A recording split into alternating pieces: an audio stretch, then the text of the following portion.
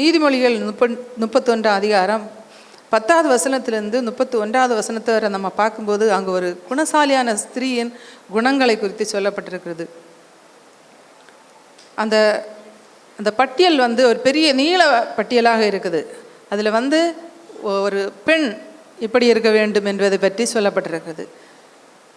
ஒரு குணசாலியான ஸ்திரீ அவள் தன்னுடைய வீட்டில் எப்படி ஆக்டிவாக இருக்கணும், எப்படி பிள்ளைங்களை பார்க்கணும், எப்படி கணவனை எப்படி பார்க்கணும், ஒவ்வொரு வார்த்தையும் இதில் சொல்லப்பட்டிருக்குது. நம்ம ஏசப்பாவோடு நம்ம பார்க்கும்போது ஒரு தாயை ஒப்பிட்டு பைபிள் சொல்லப்பட்டிருக்கு.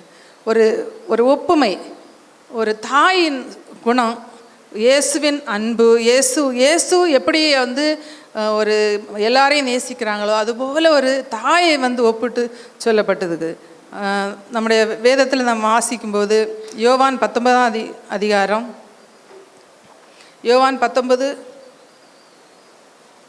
26 27 வசனத்தை வாசிப்போம். யோவான் 19 26 27.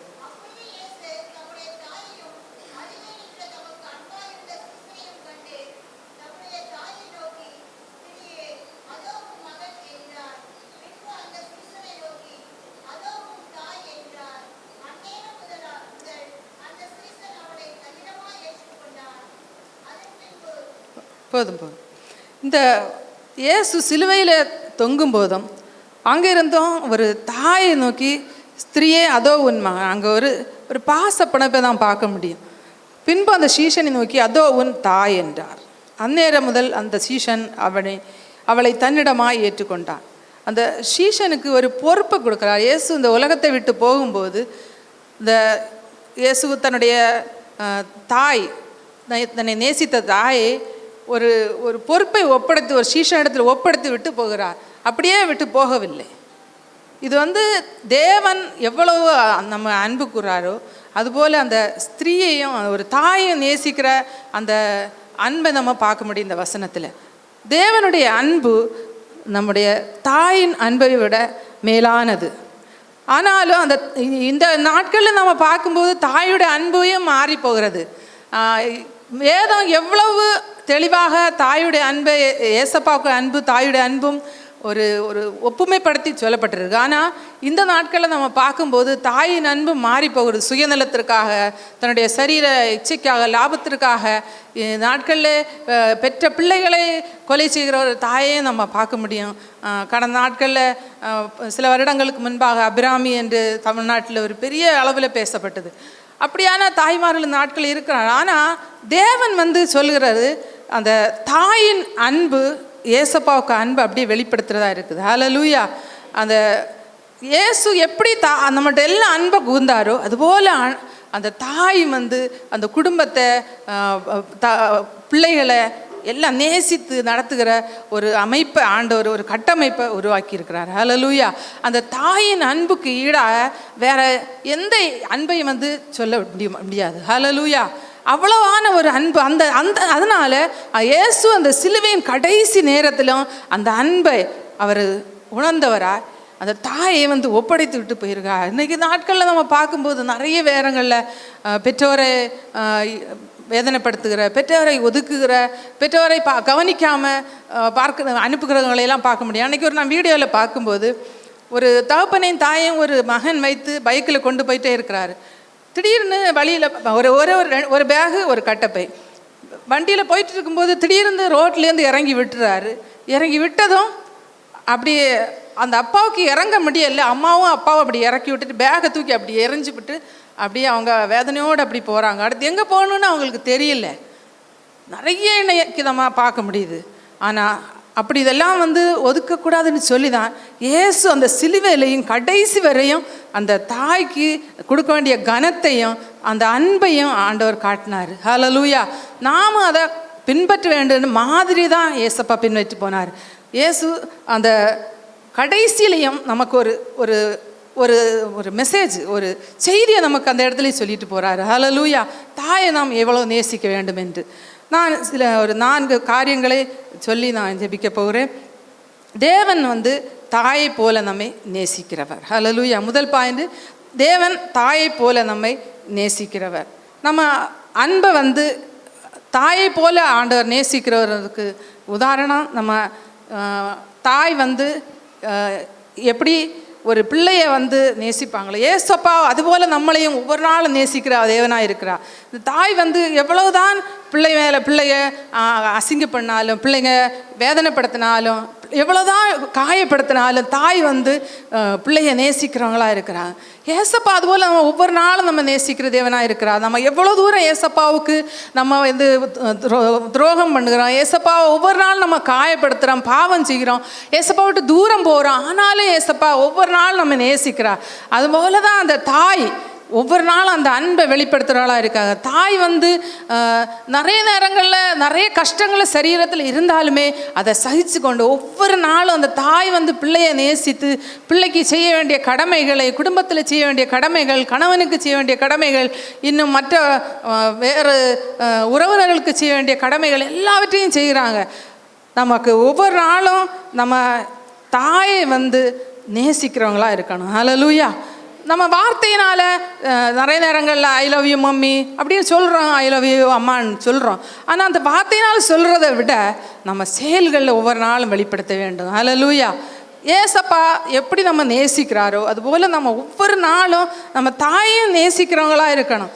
தாயை வேதனைப்படுத்துகிறவங்களா, தாயை காயப்படுத்துகிறவங்களா நம்ம இருக்கக்கூடாது. ஹல்லேலூயா. அதனால தான் அந்த இயேசு அந்த கடைசி நேரத்துலையும் அந்த சிலுவையில் மரிக்கும்போது கூட தாயை வந்து ஒப்படைத்துட்டு போனார். ஹல்லேலூயா.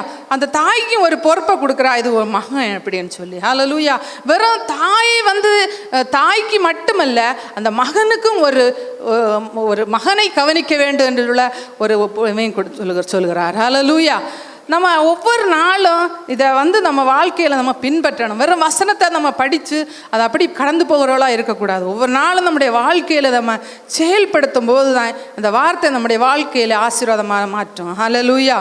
தேவன் நமக்கு நம்மை தாயை போல நேசிக்கிறா இருக்கிறார். ஏசாயா 49:15 வசனத்தை ஆமென். இந்த வசனத்தில் சொல்லப்பட்டிருக்கு, ஸ்திரீயானவள் தன் கற்பத்தின் பிள்ளைக்கு இறங்காமல் தன் பாலகனை மறப்பாளோ? அங்கே கேள்வி கேளப்பட்டிருக்கு. அவர்கள் மறந்தாலும் நான் உன்னை மறப்பதில்லை. இந்த ஒரு தாய் வந்து பிள்ளையை சீக்கிரமாக மறந்து போக முடியாது. எவ்வளவு வேலை இருந்தாலும், எவ்வளவு பொறுப்புகள் இருந்தாலும் தாய் வந்து பிள்ளையை மறக்க மாட்டாங்க. ஆனால் இதில் ஒரு கேள்வி கேட்கப்பட்டிருக்கு, ஸ்திரீயானவள் தன் கற்பத்தின் பிள்ளைக்கு இறங்காமல் தன் பாலகனை மறப்பாளோ? அவர்கள் மறந்தாலும் நான் உன்னை மறப்பதில்லை. அப்படி ஏன் கேள்வி கேட்கப்பட்டேன்னா, இந்த நாட்களில் அந்த ஸ்திரீயும் அந்த தாயும் தன்னுடைய பெற்ற பிள்ளையே மறந்து போகக்கூடிய சூழ்நிலைகள் வரலாம். ஆனாலும் அதை காட்டிலும் மேலான தேவன், நம்மை மறக்காத ஒரு தெய்வம். ஹல்லேலூயா. ஹல்லேலூயா. 2 கரங்களை வைத்து ஹல்லேலூயா. நம்மை ஒருபோதும் மறவாத தேவன் எப்போதும் நம்மோடு கூட இருக்கிறார். நம்மை ஒவ்வொரு நாளும் அவர் தூக்கி சுமக்கிற தேவன். ஒவ்வொரு நாள் ஒரு தாயை போல தேற்றி, தந்தையை போல நம்மை தோளில் சுமக்கிற தேவனாக இருக்கிறார். நம்முடைய வாழ்க்கையில் நம்முடைய கடந்து வந்த பாதைகளை எல்லாம் நாம் நினைக்கும் போது ஒவ்வொரு நாளும் நாம் தேவன் எப்படி நம்மை நடத்தி வந்தார் என்பதை அறிந்து கொள்ள முடியும். ஒருவேளை நீங்கள் தேவனை அறியாத குடும்பங்களிலிருந்து வந்திருக்கலாம், இப்போது சில நாட்களாய் சில வருஷங்களாய் தேவனை அறிந்திருக்கலாம். ஆனாலும் அந்த நாட்களிலிருந்து நீங்கள் எண்ணி பாருங்கள், யோசித்து பார்க்கும்போது நீங்கள் தேவனை அறியாத நாட்களிலுமே தேவன் எப்படி நம்மோடு கூட இருந்து நம்மை அந்த தாயின் கருவிலிருந்தே நம்மை தூக்கி சுமந்து வந்தார் என்பதை ஒவ்வொரு நாளும் நம்ம அறிந்து கொள்ள முடியும். ஹல்லேலூயா. ஹல்லேலூயா. தேவன் நம்மை மறக்காத தேவன். தேவன் நம்மை ஒருபோதும் மறக்க மாட்டார். யார் இந்த வேலையில் எல்லாரும் மறந்து, இந்த பிஸியான உலகத்தில் ஜனங்கள் அவங்க வேலையில் ஒவ்வொருவரும் பிஸியாக இருக்கிறாங்க. அவங்க ஒரு தரம் மற்றவங்களை நினைச்சு பார்க்க நேரமே இல்லை. அவங்கவுங்க வேலையிலே பிஸி, அவங்கவுங்க குடும்பத்திலே பிஸி. ஆனாலும் நம்மை ஒருபோதும் மறவாத தேவன் நம்மோடு கூட எப்போதுமே இருக்கிற தேவனாக இருக்கிறார். ஹல்லேலூயா. யார் மறந்தாலும் அவர் மறக்காதவர், எப்போதும் நம்மை நினைவாய் வைத்திருக்கிறவர், நம்முடைய நினைவாய் இருக்கிற தேவன். ஹல்லேலூயா. தேவன் தாயை போல நம்மை நேசிக்கிற தேவனாக இருக்கிறார். நம்முடைய அந்த அன்பை, தாய் அன்பை அந்த மரியாளிடம் கடைசி நேரத்தில் காட்டினதை நாம் பார்க்க முடியும். 2வதாக தேவன் தாயை போல நம்மை தேற்றுகிற தேவனாய் இருக்கிறார். தேவன் தாயை போல நம்மை தேற்றுகிற தேவனாய் இருக்கிறார். ஆதியாகமம் 21:14-20 வரை நம்ம பார்க்கும்போது அங்கே வந்து ஒரு இந்த வசனத்தை நம்ம பார்க்கும்போது எல்லாருக்குமே இந்த சம்பவம் தெரியும். ஆகாரை ஆபிரகாம் வெளியே அனுப்பிவிட்டான். ஆனால் அதை குழந்தை கொண்டு அந்த வனாந்திரத்தில் அலைந்து திரும்போது குழந்தைக்கு தண்ணி கிடையாது. தண்ணி இல்லாமல் அந்த ஒரு இடத்துல குழந்தைய போட்டுட்டு வேற ஒரு இடத்துல போய் நின்று அப்படியே அழுவுறா. அந்த இடத்துல என்ன பண்ண வேண்டும்னு தெரியல. ஒரு தாய்க்கு குழந்தை அழும்போது என்ன பண்ணணும்னு தெரியாது. ஏன்னா தனக்கு ஏதாவது தேவைன்னா கூட அப்படி சமாளிச்சுக்கிடுவாங்க. ஆனால் குழந்தைக்கு ஒரு தேவைன்னு வரும்போது அந்த இடத்துல ஒரு தாய் நிலை தடுமாறி போகிறார்கள். ஹல்லேலூயா. அதை நம்ம இந்த வசனத்தில் பார்க்க முடியும். ஆகார் தூரத்தில் போய் நின்று அழுவுறா, சத்தம் போட்டு அழுவுறா. தேவன் சத்தத்தை கேட்டார். ஹல்லேலூயா. தேவன் குழந்தையினுடைய சத்தத்தை கேட்டாருன்னு சொல்லப்பட்டிருக்கு. அந்த நேரத்தில் ஆண்டவர் ஒரு தண்ணி திறவை கண்டா, அதை காட்டினார் அவளுக்கு. அதை கொடுத்து அந்த குழந்தைக்கு தண்ணியை கொடுத்து அந்த குழந்தைய உடனே அவள் தேற்றினா. ஹல்லேலூயா. நம்முடைய வாழ்க்கையிலையும் நம்முடைய நிறைய நேரங்களில் நம்ம அங்கலாய்ச்சிருக்கும்போது தேவன் நம்மை தேற்றுகிற தேவனாக இருக்கிறார். ஹல்லேலூயா. நிறைய நேரங்களில் குடும்பங்களில் ஏற்படுகிற இழப்புகள் நம்மை தேற்றாம இருக்கலாம். சில நாட்களுக்கு முன்பாக ஒரு அம்மாவுக்கு 18 வயதான மகன் ஆக்சிடெண்ட்டில் இறந்துவிட்டான். ஒரு பொண்ணு ஒரு பையன், 2 பிள்ளைங்க தான். அவங்க சொல்கிறாங்க, என்னை ஏசப்பா தான் ஆட்டினார் அப்படின்னு சொல்லி. ஹல்லேலூயா. நிறைய நேரங்களில் மனுஷன் நம்ம யாராவது இறந்து போனால் நம்ம அவங்களுக்கு ஆறுதல் சொல்கிறோம். ஆனால் அந்த எல்லா ஆறுதலை விடையும் தேவன் கொடுக்குற அந்த ஆறுதல், அந்த ஆண்டவர் கொடுக்குற அந்த சமாதானம், அதை யாராலும் எடுக்கவே முடியாது. ஹல்லேலூயா. அப்படி ஒரு தேறுதல், அப்படி ஒரு சமாதானம், அந்த துக்கத்தை அப்படியே எடுத்து போடுவார். ஹல்லேலூயா. எங்கள் அப்பா 2023 இறந்துட்டாங்க. இறந்தப்போ எனக்கு ரொம்ப துக்கமாக இருந்தது. எங்கள் அம்மா ரொம்ப அழுகுறாங்க. அம்மா பக்கத்தில் எனக்கு அழவும் முடியலை. நான் வெளியில் போய் அம்மா பக்கத்தில் அமைதியாக இருந்தேன். அம்மா அழும்போது சமாதானம் பண்ணிவிட்டு வெளியே போய் நான் ரொம்ப சத்தமாக அழுதுட்டு அதுக்கப்புறம் திரும்பவும் அம்மா பக்கத்தில் உட்காந்துருந்தேன். அப்புறம் எனக்கு அந்த அழுததுக்கு அப்புறமா அந்த துக்கம் எனக்கு அப்படியே உள்ளத்துலேருந்து ஆண்டவர் அப்படியே எடுத்து போட்டார். அப்புறம் எனக்கு அப்படி ஒரு துக்கம், அப்படி வேதனை அப்படியெல்லாம் எனக்கு வரவே இல்லை. அப்புறம் எனக்கு என்னென்னா சமாதானம், சந்தோஷம். எனக்கு அப்படியே ஆண்டவர் ஒரு சமாதானத்தை தந்தார். இத்தனை வருஷம் நமக்கு அப்பாவை கொடுத்தாருல ஆண்டவர். எவ்வளோ பேருக்கு சின்ன சின்ன பிள்ளைகளாக இருக்கும்போதே அவங்க அப்பா இறந்து போகிறாங்க. எங்கள் அப்பாவுக்கும் சின்ன பிள்ளையாக இருக்கும்போது ரொம்ப மரிச்சு போன்ற சூழ்நிலையெல்லாம் வந்தது. ஆனால் இதுவரை ஆண்டவர் தந்தாரே அப்படின்னு சொல்லி ஆண்டவருக்கு நன்றி சொன்னேன். அந்த துக்கம் என்னை விட்டு அப்படியே போயிட்டு. ஹல்லேலூயா. அப்படியா நம்ம எவ்வளோதான் நம்ம வார்த்தைகள்னால மற்றவங்களை ஆற்றினாலும் தேற்றினாலும் தேவன் தருகிற அந்த தேறுதல், தேவன் தருகிற அந்த சமாதானத்தை அது யாரையும் எடுத்து போடவே முடியாது. ஹல்லேலூயா. அந்த துக்கத்தை அப்படியே ஆண்டவர் அப்படியே எடுத்துருவார். அந்த மனசுக்குள்ளே இருக்கிற அந்த வேதனை அப்படியே எடுத்து அப்படியே தூக்கி வெளியே போட்டுருவார். ஹல்லேலூயா. அப்படிப்பட்ட ஒரு தேறுதலை ஒரு தேற்றவாளனாக நம்மோடு கூட இருக்கிறார். ஹல்லேலூயா. அதுக்கு தான் அந்த பரிசுத்த ஆவியானவர் ஆண்டவர் நமக்கு தேற்றவாளனாக கொடுத்துருக்கிறார். அந்த தேற்றவாளன் நமக்குள்ளே வரும்போது அந்த சமாதானம், தேவன் கொடுக்குற அந்த சமாதானம். ஹல்லேலூயா. ஒரு தாய் தேற்றுகிற ஒரு தாய். ஹல்லேலூயா. அப்படியே எல்லா காரியங்களுக்கும் தேர்தலை கொடுக்குறவர்களாக இருக்கிறாங்க. அந்த தேர்தல் ஒருவேளை நமக்கு ஆறுதல் அடையாமல் போகக்கூடாது. அதை விட மேலான ஒரு தேர்தல் ஆண்டவர் நமக்கு தருகிறார். ஹல்லேலூயா. பீகாரில் பார்க்கும்போது, பீகாரில் ஒருத்தங்க இறந்துட்டாங்கன்னா, ஒரு கணவர் இறந்துட்டாங்கன்னா அந்த மனைவியை விதவை ஆனதுனால யாருமே அவங்க பக்கத்தில் போக மாட்டாங்க. எனக்கு இது தெரியாது. எங்கள் சபையில் ஒருத்தங்க ஒரு தடவை இறந்துட்டாங்க, ஒரு கணவர் இறந்துட்டாங்க. எனக்கு அப்போ சின்ன சின்ன பிள்ளைங்க. நான் அவங்க அழுதுட்டு இருக்கும்போது நான் அவங்கள போய் கட்டி சமாதானம் பண்ணினேன். அப்போது அந்த அம்மாவுக்கு நான் அப்படி சமாதானம் பண்ணது ரொம்ப ஒரு சந்தோஷம். அவங்களுக்கு பயங்கர ஒரு ஆச்சரியம். ஏன்னா அப்படி விதவையாக இருக்கிறவங்க தானே விதவையை ஆறுதல் படுத்துவாங்க. இவங்க பிள்ளைங்களும் சின்ன பிள்ளைங்களாக இருக்கிறாங்க, என்னைய சமாதானப்படுத்துகிறாங்களே அப்படின்னு சொல்லி அவங்களுக்கு பயங்கர சந்தோஷம். அது அவங்கள ரொம்ப ஒரு ஆறுதலாக இருந்தது. அது அப்புறமா நான் அவங்க மகன் மூலமாக கேள்விப்பட்டேன். அப்புறமா சொன்னாங்க, நீங்கள் எங்கள் அம்மாவை அப்படி கட்டி பிடிச்சி ஆறுதல் பண்ணது அவங்களுக்கு அவ்வளோ சமாதானமாக இருந்து அப்படின்னு சொல்லி. நம்ம ஒவ்வொருத்தரை ஒரு துக்கத்தில் இருக்கிறம்போது ஒருத்தவங்களை ஆற்றும்போது ஒரு ஆறுதல் கொடுக்கும்போது அது அவங்களுக்கு பெரிய ஒரு சமாதானத்தை கொண்டு வரும். ஹல்லேலூயா. நான் யார், நான் எப்படி இருக்கேன் அப்படியெல்லாம் சொல்லி நம்ம யோசிச்சுட்டு நம்ம எனக்கு பிள்ளை இருக்குதே, இப்போ கணவர் இருக்குதே, அவங்கள மாதிரி ஆயிடுவேனே அப்படியெல்லாம் நம்ம யோசித்து நம்ம நிலைமையை யோசிச்சுட்டு இருந்தோம்னா அந்த இடத்துல அவங்கள சமாதானப்படுத்த யாராலே முடியாது. ஹல்லேலூயா. எனக்கு அந்த துக்கம் வந்தால் தான் நான் அப்படி செய்வேன் அப்படின்னு சொல்லி நம்ம எதிர்பார்த்துருக்க கூடாது. நம்ம யார் அப்படி துக்கத்தில் இருந்தாலும் நம்ம போய் அவங்களை தேற்றுக்கிறவங்களை சமாதானம் பண்ணுறவர்களாக இருக்க வேண்டும். அந்த குணத்தை ஆண்டவர் ஒரு தாய்க்கு உள்ளத்தில் கொடுத்துருக்கிறாரு. ஹல்லேலூயா. அந்த தாய் வந்து ஒரு குழந்தை ஒரு அழுதுன்னா, ஒரு குழந்தை அவ்வளோ தூரம் கத்தி கத்தி அழும். அப்படி அம்மா தூக்குனோன்னா அப்படியே மனசு அப்படியே சமாதானம் ஆகி அந்த அழுக அப்படியே நின்றுடும். ஹல்லேலூயா. அந்த தாய் வந்து தேற்றுகிற ஒரு குணத்தை உள்ளவளாக இருக்கிறார். அந்த தாயை விடவும் மேலான தேவன் நம்மோடு கூட இருக்கிறார். ஹல்லேலூயா, ஹல்லேலூயா. தேவன் நம்ம தாயை போல தேற்றுகிற தேவனாக இருக்கிறார். ஏசாயா 66:13 சொல்லப்பட்ட, ஒருவனை அவன் தாய் தேற்றுவது போல் நான் உங்களை தேற்றுவேன், நீங்கள் எருசலேமில் தேற்றப்படுவீர்கள். ஹல்லேலூயா. ஒரு தாய் வந்து எப்படி வந்து தேற்றுவாங்களோ அதே போல தேவன் நம்மை தேற்றுகிற தேவனாக இருக்கிறார். ஹல்லேலூயா. ஒரு தாய் தேற்றுகிற அந்த அதோட ஒப்புமையா இயேசுவின் அன்பையும் சொல்லப்பட்டிருக்கு, தேவனின் அன்பை. ஹல்லேலூயா.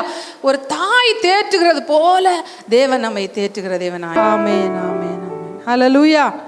தேவன் நம்மை ஒரு தாயை போல தேற்றுகிற தேவனாக இருக்கிறார். ஹல்லேலூயா. முதலாவது நம்ம பார்த்தோம், தாயை போல தேவன் நம்ம நேசிக்கிற தேவனாக இருக்கும். தாய் இவ்வளவு நேசிக்கிறாங்க. நம்ம அந்த நேசம் எல்லாம் நமக்கு ஒரு தாய்கிட்ட வந்தது எப்படின்னா, ஏசப்பா அன்புள்ளவராக இருக்கிறார். அதனால அந்த அன்பு ஒரு தாயிடம் வந்து அந்த தாய் நமக்கு அந்த அன்பை வெளிப்படுத்துகிறாங்க. ஹல்லேலூயா. ஏசப்பா நமக்கு அதனால ஒரு தேற்றவளனாக இருக்குது. அதுபோல் ஒரு தாய் வந்து ஒரு நல்ல ஒரு தேற்றுகிற ஒரு தாயாக இருந்து ஒவ்வொரு குடும்பத்தில் இருக்கிற ஒவ்வொரு பிள்ளைகளையும் தேற்றி அணைத்து ஆறுதல் படுத்தி அணைத்து செல்கிறவர்களாக இருக்கிறார். ஹல்லேலூயா. அடுத்ததாக நம்ம பார்க்கும்போது தேவன் தாயை போலவே கவனித்து கொள்கிறவராக இருக்கிறார். ஹல்லேலூயா. ஆமாம், நம்ம ஆண்டவரை வந்து நம்ம எவ்வளோ அழகாக கேர் பண்ணுறாரு தெரியுமா? ஒரு நாள் நான் பீகாரில் இருக்கும்போது நானும் பாஸ்டரும் பைக்கில் போயிட்டு இருக்கும்போது திடீர்னு அங்கே இருந்து ஆப்போசிட்லேருந்து ஒரு பைக்கு வந்து நாங்கள் 2 பேரும் விழுந்தோம். விழும்போது நான் பின்னால் உட்காந்துருந்தேன். அப்படி பாஸ்டருக்கு முன்னால் இப்படி வந்து அப்படி முன்னால் நடு ரோட்டில் பைபாஸில் வந்து விழுந்தேன். அந்த விழுந்த நேரத்தில் ஆண்டவர் கரெக்டாக வேறு வண்டி வராமல் பாதுகாத்துறேன். வேறு வண்டி வந்துருந்துன்னா என்னை அரைச்சிட்டு போயிருக்கேன். நான் நடு ரோட்டில் விழுந்து அப்படி கிடக்கிறேன். அதுக்கு அப்புறமா எனக்கு நான் உணர்ந்தேன், நான் விழும்போது ஒரு கை வந்து அப்படியே என்னை தாங்கினதா. ஹல்லேலூயா. எத்தனையோ நேரங்களில் நம்ம விழும்போது ஏசப்பான்னு நம்ம விழும்போது தேவன் நம்ம அப்படியே தூக்கி அவங்க சுமக்கிற தேவனாக இருக்கிறார். ஹல்லேலூயா. சில இடங்களில் எனக்கு கை காலெல்லாம் கொஞ்சம் செராக்கு மட்டும் வந்து, ஆனால் ஒரு எலும்பு ஒன்று உடையாமல் ஆண்டவர் பாதுகாத்தார். ஹல்லேலூயா. 2 பேருக்குமே எலும்பு ஒன்று ஆண்டவர் உடையாமல் பாதுகாத்தார். வேறு வண்டி வந்து நான் எங்களை அரைச்சிட்டு போகாமல் ஆண்டவர் பாதுகாத்தார். டக்குன்னு நானே எழும்பி போய் ஓரமாக போய் உட்காந்து அதுக்கப்புறமா பாஸ்ட் என்னை தேடி வந்தாங்க, எங்கே போயிருக்கிறேன் நான், ஆண்டவர் என்னை கிருபையாக பாதுகாத்தார். ஹல்லேலூயா. நீங்கள் நான் இன்னைக்கு மத்தியில் சொல்லியிருக்கேன், அது மாதிரி உங்கள் வாழ்க்கையில் நீங்கள் நிறைய அது மாதிரி உணர்ந்திருப்பீங்க. நிறைய நேரங்களில் நம்ம ஆண்டவர் நம்ம கவனிக்கிற கேர் பண்ணுறவராக இருக்கிறார். எவ்வளோ அழகாக நம்மளை கேர் பண்ணுறார். அதுபோல் ஒரு தாய் வந்து எப்பவும் ஒரு பிள்ளைய ரொம்ப கேர் பண்ணுறவங்க இருப்பாங்க. ஹல்லேலூயா. தாய்க்கு ஏதாவது ஒரு பெரிய ஒரு விபத்து வந்தால் கூட அந்த பிள்ளைய வந்து எப்படி காப்பாற்றணும்னு சொல்லி பிள்ளையே காப்பாற்றிட்டு தனக்காக நிறைய சரீரத்தில் வேதனை அனுபவித்த தாய் இருக்கிறாங்க. அது மாதிரி பிள்ளைய காப்பாற்றிட்டு தன்னுடைய உயிரை மாற்ற தாயே நம்ம பார்க்க முடியும். ஹல்லேலூயா. ஒரு தாய் வந்து ஒரு பிள்ளைகளை வந்து ரொம்ப கேர் பண்ணுறாங்க, பாதுகாக்கிறாங்க. தேவன் நம்மளை அது மாதிரி ஒவ்வொரு நாளும் நம்மளை பாதுகாக்கிற தேவனாக இருக்க. நம்ம நடந்து போகும்போது வரும்போதும் நம்ம திரும்பி எங்கேயாவது போயிட்டு நம்ம திருப்பி சுகமாக வீட்டுக்கு வந்தால் தான் அது ஒரு நம்ம சொல்ல முடியும். ஹல்லேலூயா. இன்னைக்கு மரணம் என்பது எப்போவுமே சம்பவிக்கிறதா இருக்கிறது. நம்ம நிறைய இடங்களில் நினைப்போம், நம்ம வீட்டுக்குள்ளே இருந்தால் நமக்கு ஆபத்து இல்லை, நம்ம வீட்டுக்குள்ளே இருந்தால் நம்ம பத்திரமா இருக்கிறோம் அப்படின்னு நினச்சிக்கிடுவோம். பீகாரில் ஒரு சம்பவத்தை கேள்விப்பட்டான். ரோட்டோரத்தில் ஒரு வீடு இருந்தது. அந்த வீட்டில் 8 பேர் தூங்கிட்டு இருந்தாங்க. ரோட்டில் ஒரு பெரிய ஒரு ட்ரக்கு போயிட்டு இருந்தப்போ அந்த ட்ரக்கு அந்த வீட்டுக்குள்ளே நுழைஞ்சு 8 பேரையும் அரைச்சிட்டுது. அப்படி வீட்டில் தூங்கினாலுமே இன்னைக்கு பாதுகாப்பு இல்லை. ஒவ்வொரு நாளும் நம்ம ஆண்டவர் தான் பாதுகாக்கணும். ஹல்லேலூயா.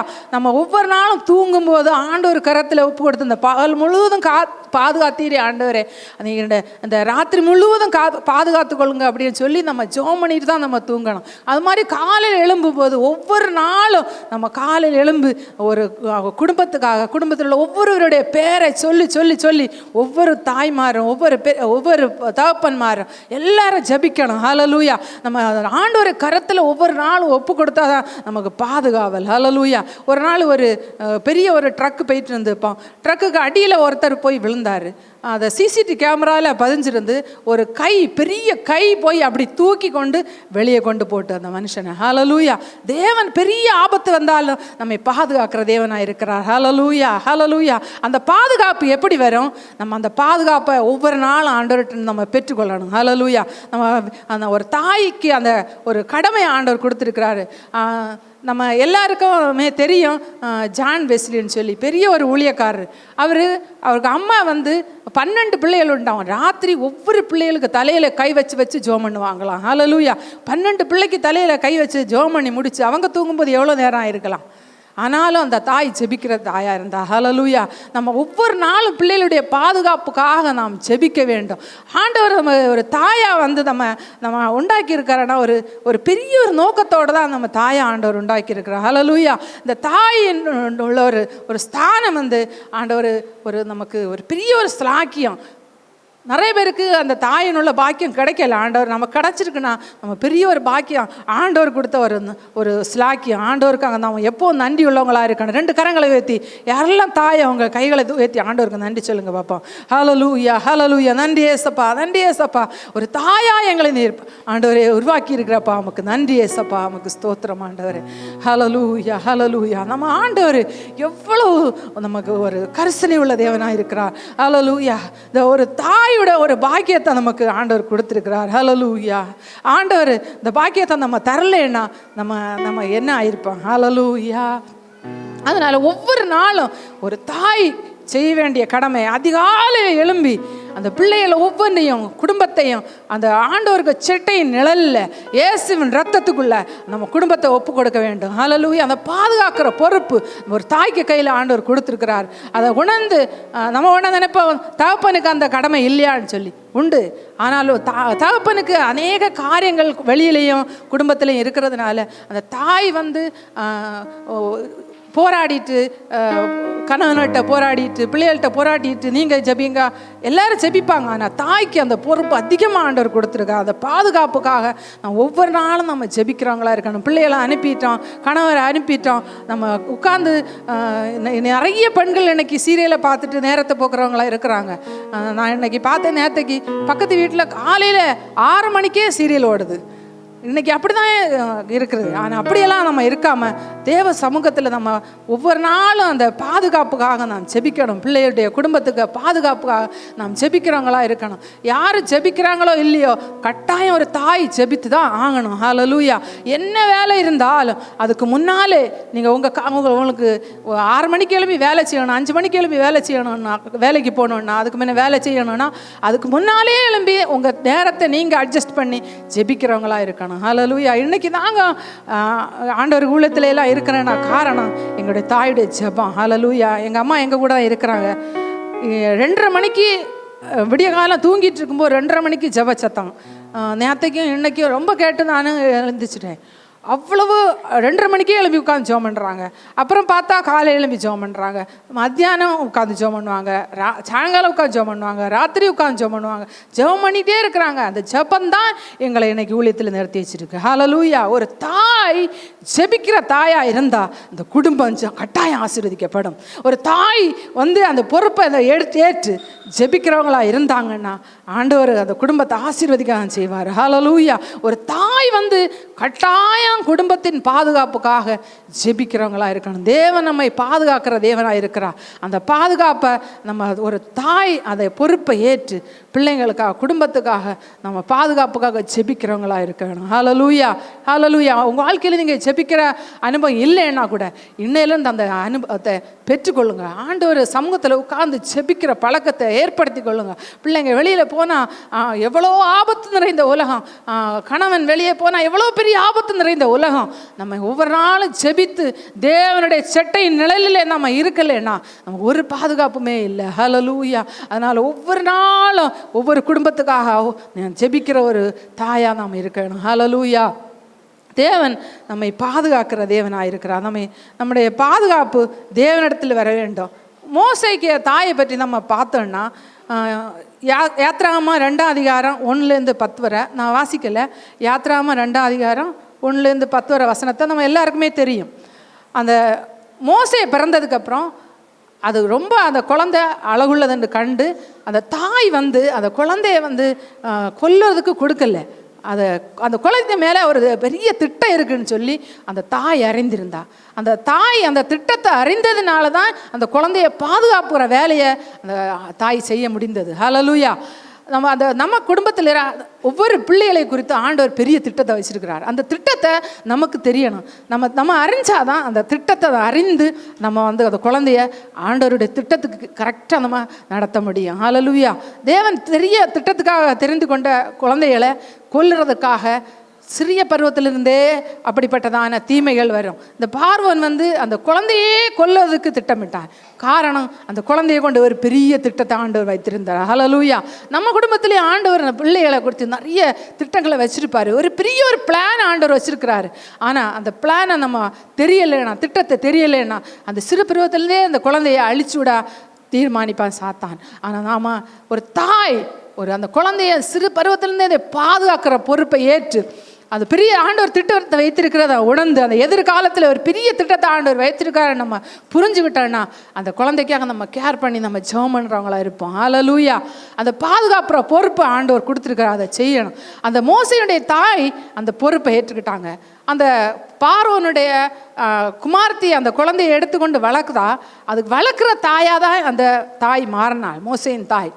ஆனால் அந்த கொஞ்ச நாள் அந்த வளர்த்த அந்த நாட்கள்லேயே நியாயப்பிரமாணத்தை போதித்து ஒரு நல்ல ஒரு தலைவனாக உருவாக்குனார். ஹல்லேலூயா. அந்த தாய் அந்த மோசேயை நல்ல ஒரு தலைவனாக, நல்ல ஒரு பொறுப்புள்ளவனாக ஆண்டவருடைய எல்லா காரியங்களையும் அந்த குழந்தைக்கு போதித்து ஒரு பெரிய ஒரு திட்டத்துக்காக அந்த மோசையை தயார் பண்ணா. ஹல்லேலூயா. ஆயத்தப்படுத்தினா. ஆண்டவர் நம்ம குடும்பத்தில் நம்ம கையில் நிறைய பொறுப்புகளை கொடுத்துருக்கிறாரு, நம்ம பிள்ளைகளை கொடுத்துருக்கிறாரு. ஒருவேளை அவங்க பிள்ளைங்க பெரிய பிள்ளைங்களாக இருக்கலாம், ஆனாலும் இங்கே சோர்ந்து போக வேண்டிய அவசியம் இல்லை. இன்னும் நம்ம அந்த பிள்ளைங்களுக்காக ஜெபிக்கும் போது, அந்த பேர பிள்ளைகளுக்காக ஜெபிக்கும் போது, அந்த பாதுகாக்கும் போது தேவன் அந்த குழந்தைகளையும் பாதுகாக்கிற தேவனாக இருக்கிறார். ஹல்லேலூயா. அந்த மோசே பெரிய திட்டத்துக்காக பெரிய ஒரு பேக் போனால் அவங்க அம்மா இருந்தாங்க. அது மாதிரி நம்ம பிள்ளைங்க எதிர்காலத்தில் ஒரு நல்ல தலைவனாக உருவாகிறதற்கு, தேவனுடைய பிள்ளைகளாக பிரகாசிப்பதற்கு நாம் பெரிய ஒரு பேக் போனாக இருக்கணும். ஹல்லேலூயா. ஜெபிக்கிறவங்களா இருக்கணும், அந்த பிள்ளைகளை தாங்குறவங்களா இருக்கணும், அந்த பிள்ளைக்கு பின்னாலே இருந்து நம்ம சப்போர்ட் பண்ணுறவங்களா இருக்கணும். சின்ன பிள்ளையிலேருந்தே அந்த பிள்ளைக்கு அந்த தேவனுடைய வசனத்தை ஊட்டி வளர்க்குறவங்களா இருக்க வேணும். இன்றைக்கி பார்த்தோன்னா நிறைய பேர் அவங்களுக்கே டைம் கிடையாது, மொபைலில் மூழ்கி இருக்கிறாங்க. பிள்ளைங்களுக்கு தேவனுடைய சத்தியத்தை சொல்லிக் கொடுக்க நேரம் இல்லை.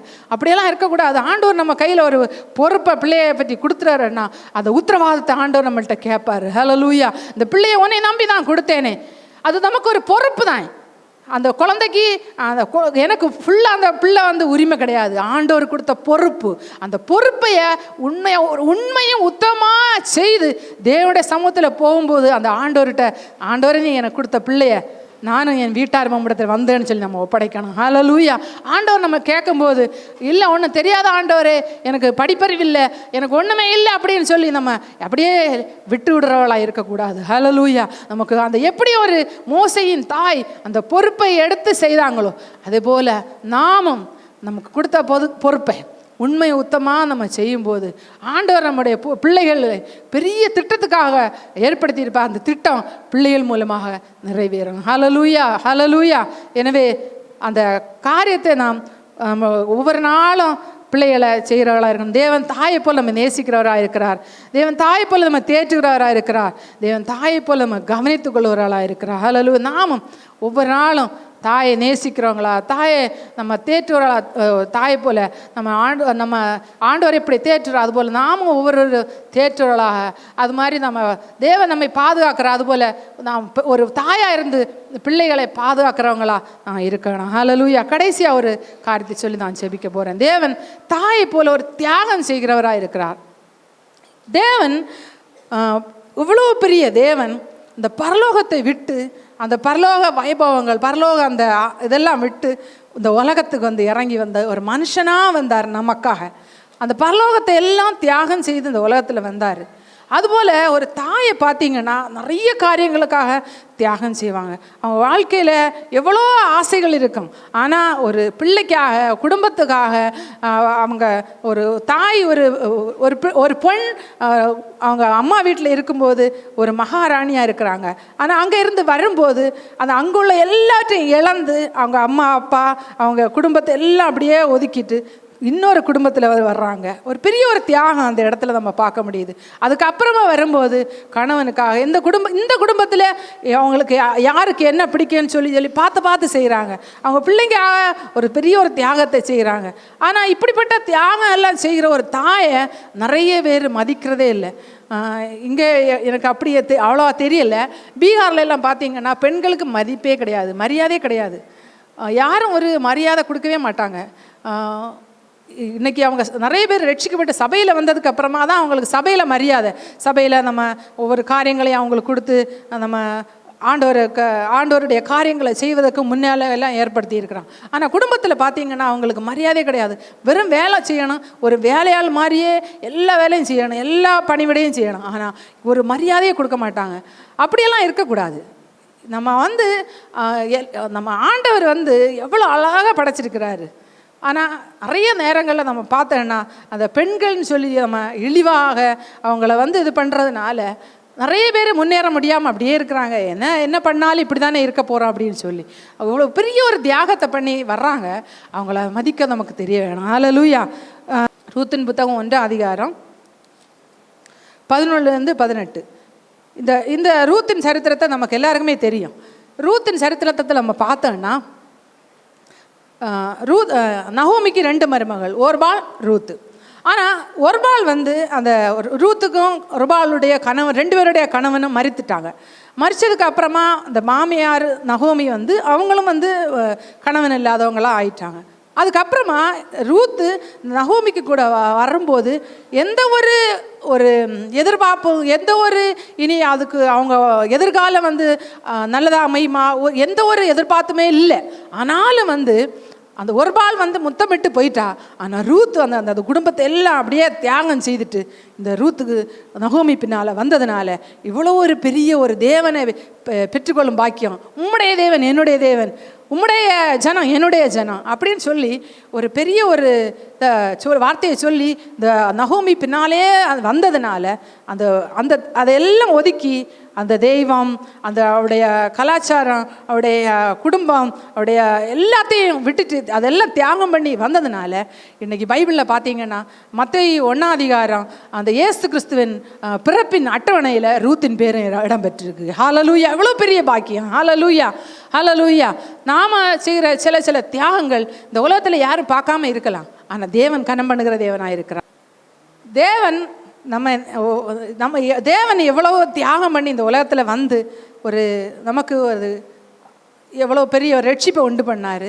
ஒரு தாய் அந்த குடும்பத்துக்காக எவ்வளோ காரியங்களை தியாகம் பண்ணி அந்த குடும்பத்துக்காக காரியங்களை செய்கிறாங்க.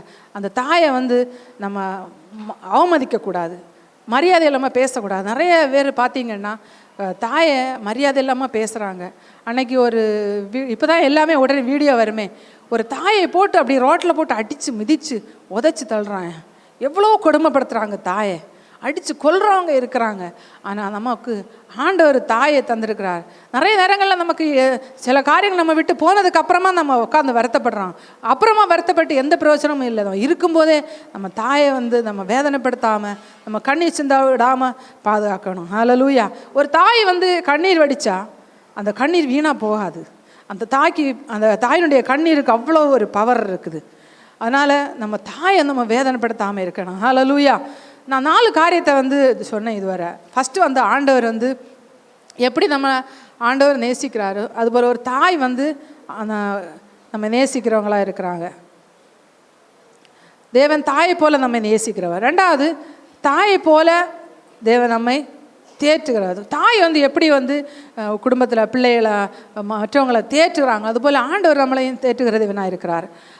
அப்புறம் தேவன் தாயை போல கவனித்துக்கொள்ளும். ஆண்டவர் நம்மளை எவ்வளோ அழகாக கேர் பண்ணுறாரு, அதுபோல் ஒரு தாய் நம்மளை நல்லா கேர் பண்ணுறவங்களாக இருக்காங்க. தாய் தேவன் தாயை போல் தியாகம் செய்கிறோம். தேவன் அவ்வளோ பெரிய ஒரு பாக்கியத்தை விட்டு, பரலோக இன்பங்களை விட்டு பூலோகத்தில் வந்து தன்னுடைய தியாகம் செய்து இந்த உலகத்தில் வந்தது போல் தாய் வந்து அந்த குடும்பத்தை ஒரு ஒரு வீட்டை விட்டு வந்து இங்கே வந்து தன்னுடைய வாழ்க்கை நிறைய காரியங்களை தியாகம் செய்து நம்ம பெற்றவங்க நம்ம பார்க்குறவங்களா இருக்கிறாங்க. ஹல்லேலூயா. வந்து தாயை நேசிக்கணும். ஹல்லேலூயா.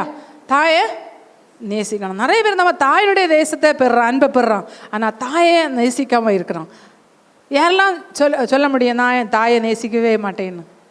காலையில் எழும்பி சொல்லியிருப்போம் ஹாப்பி மதர்ஸ் டேன்னு, ஆனால் தாயை நேசிக்கவே மாட்டேங்கிறான். தாயை நேசிக்கணும்.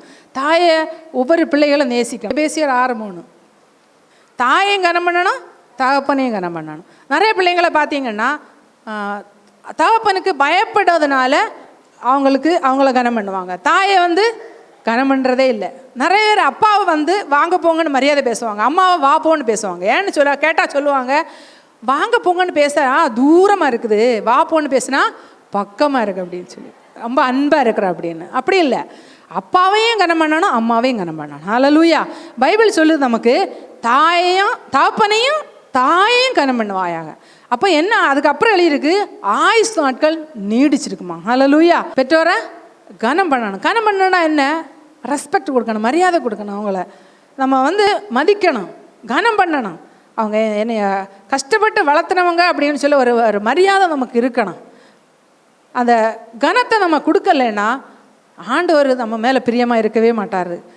சிலரை பார்த்தோன்னா பயங்கரமாக இருப்பாங்க, பயங்கரமாக ஊழியம் செய்வாங்க, பயங்கரமாக அவங்க மேலே அவங்க நிறைய காரியங்களை அவங்கள பார்க்க முடியும். ஆனால் பெற்றோரை கனம் பண்ணவே மாட்டாங்க. வந்து உட்காரு வா போ அப்படின்லாம் பேசுவாங்க. அப்படிலாம் பேசக்கூடாது. நம்ம கனம் பண்ணுறவங்களா இருக்கணும். பெற்றோரை கனம் பண்ணணும். தகப்பனையும் தாயும் கனம் பண்ணுவாயா. யாருக்கெல்லாம் அம்மா அப்பா இருக்கிறாங்களோ அவங்க எல்லாம் வந்து அம்மா அப்பாவை கனம் பண்ணணும். வெறும் வந்து பிள்ளைங்களுக்குள்ள காரியம் இல்லை இது. அப்புறமா எபேசியர் 6:1 சொல்லப்பட்டிருக்குது, கர்த்தருக்குள் கீழ்ப்படியணும். நம்ம பெற்றோருக்கு கீழ்ப்படுகிறவளாக இருக்கணும். நம்ம சின்ன பிள்ளைங்களாக இருக்கும்போது அம்மா அப்பாவுக்கு நிறைய நேரங்களில் கீழ்ப்படுகிறோம், ஆனால் வளர்ந்ததுக்கு அப்புறமா பெற்றோருக்கு கீழ்ப்படுகிறதே இல்லை இன்னைக்கு. ஆனால் பைபிள் சொல்லுது நம்ம பெற்றோருக்கு கீழ்ப்படியணும். அந்த கீழ்ப்படுதலை ஆண்டவர் எதிர்பார்க்க, நம்ம பெற்றோருக்கு கீழ்ப்படிந்தால் தான் நம்ம தேவனுக்கும் கீழ்ப்படியும். நிறைய பேர் சொல்லுவாங்க, நான் வந்து ஆண்டவருக்கு கீழ்ப்படிவேன், பெற்றோருக்கு கீழ்ப்படியணும் அவசியமே இல்லையே. நம்ம ஆண்டவருக்கு கீழ்ப்படியணும், பெற்றோருக்கு கீழ்ப்படியணும், சபையில் உள்ள ஊழியக்காரருக்கு கீழ்ப்படியணும். ஹல்லேலூயா. இந்த 3 பேருக்கு நம்ம கீழ்ப்படிஞ்சாதான் நம்முடைய வாழ்க்கை ஆசீர்வாதமாக இருக்கணும்.